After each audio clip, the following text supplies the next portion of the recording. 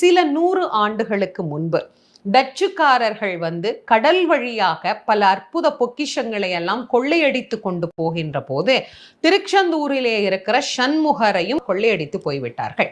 அப்படி கொள்ளையடித்து கொண்டு அவர்கள் தங்களுடைய கப்பல்ல பிரயாணம் செய்து கொண்டிருக்கிற போது சண்முகரை தூக்கிட்டு எல்லை தாண்டி போயிட முடியுமா என்ன? அவங்க அது ஏதோ ஒரு சிலை, அதையெல்லாம் உருக்கி நம்ம தங்கமாக்கிக்கலாம், அதுல இருக்கிற பொண்ணை எல்லாம் நம்ம எடுத்துக்கலாம் அப்படின்னு நினைச்சுக்கிட்டு அவங்க எடுத்துட்டு போயிட்டாங்க. ஆனா அது வெறும் சிலையா என்ன? அந்த கடல்ல அவங்களால ஒரு அடி கூட நகரவே முடியல. கடுமையான புயல், காத்து, மழை, என்ன பண்றதுன்னே தெரியல. இதுக்கு மேல அந்த கப்பல் நகராது, என்னமோ பிரச்சனை ஆயிருச்சு அப்படின்னு அவர்களுக்குள்ள நடுக்கம், உயிர் பயம் அவர்களை வாட்டிய போதுதான் அங்க இருக்கிற நம்முடைய மக்கள் அவங்களுக்கு சொல்றாங்க, இதுக்கு காரணம் நீங்க இப்ப எடுத்து வச்ச இந்த சண்முகர் தான். அதனால இவர் இருக்கிற வரைக்கும் இந்த எல்லையை நம்மளால தாண்டவே முடியாது.